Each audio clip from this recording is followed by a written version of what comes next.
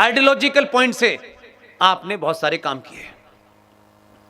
नहीं साहब, हम डेमोक्रेट को वोट देंगे, हम रिपब्लिकन को नहीं देंगे, ये ट्रंप ऐसा है, ये वैसे बोलता है, ये इसको बात करने की तमीज नहीं है। आपने राष्ट्रपति चुना या कोई एक्टर चुना है? यही सेम बात भारत में हो रही थी। तो वेस्ट भारत के लोगों को बताता है कि वुमेन लिबरेशन का मतलब क्या है।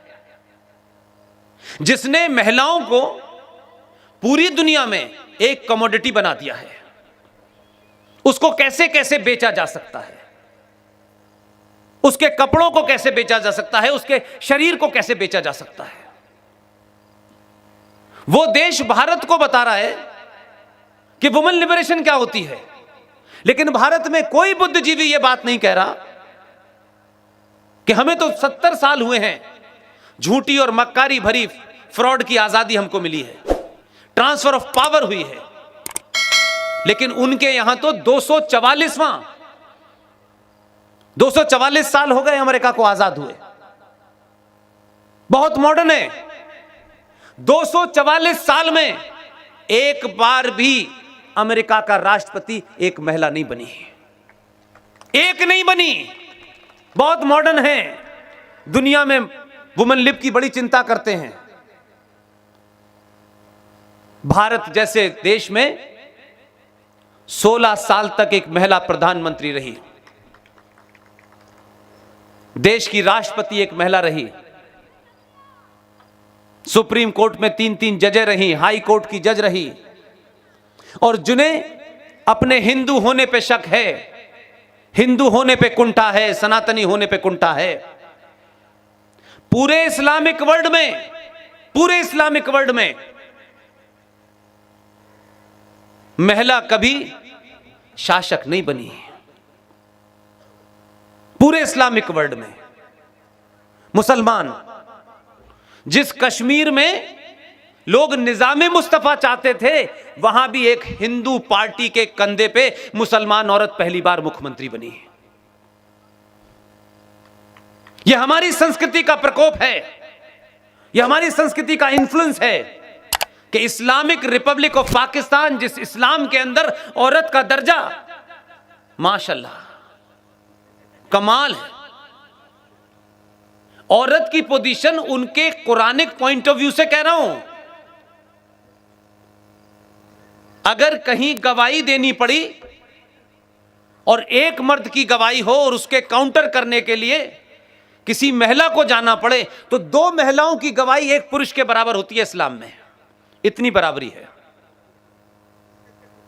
उस देश में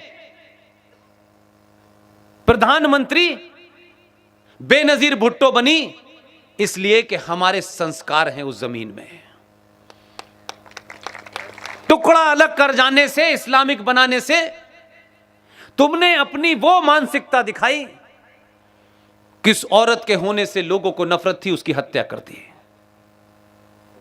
बांग्लादेश में, क्योंकि हमारी जमीन का हिस्सा है, वही संस्कृति है, वही संस्कार हैं, 2-2 बार इस्लामिक देशों में एक प्रधानमंत्री एक मुसलमान बनी। श्रीलंका में बनी, सऊदी अरब में बनी कभी? वहां तो अभी चंद साल पहले दुनिया की अर्थव्यवस्था के दबाव में पहली बार महिलाओं को कहा कि आप नकाब हटा करके फुटबॉल का मैच देख सकती हैं। अभी हुआ है। तो पहली छूट मिली है 1400 साल के बाद कि महिला फुटबॉल का मैच देख सकती है बगैर नकाब के। फिर दूसरी छूट दी है उन्होंने कि नकाब हटा करके गाड़ी चला सकती है, ड्राइविंग लाइसेंस मिला है। वो 1400 साल में रह रहे हैं। वो हमसे कह रहे हैं हिंदुओं में महिलाओं का बड़ा शोषण होता है। आपका कोई मुकाबला है उनसे? कहां से करें मुकाबला? कहां से शुरू करें? इसलिए नए गलत नैरेटिव में मत फंसिए, क्योंकि आप हीन भावना से शिकार हैं। आपके नेताओं ने, आपके बुद्धिजीवियों ने, आपके हिस्टोरियंस ने, आपके साहित्यकारों ने आप में वो हीन भावना भर दी है। इसलिए यह देश कालिदास की तुलना शेक्सपियर से करता है। कहां कालिदास और कहां शेक्सपियर? हम तुलना भी ऐसी चीजों से करते हैं कि हमें पता ही नहीं हम कितनी बौनी चीज बेचते हैं। इसलिए जो भगवान मर्यादा पुरुषोत्तम राम पूरे विश्व का सूर्यवंशी है,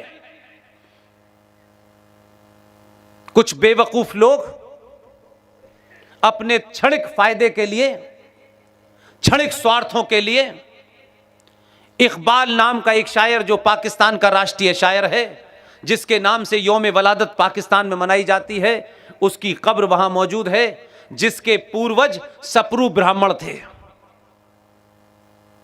उस मोहम्मद इकबाल ने एक लाइन लिख दी और पूरा राष्ट्र उसे गा रहा है, बिना सोचे समझे, बिना जाने। और आपका राष्ट्रीय तराना भी उसी का लिखा हुआ है।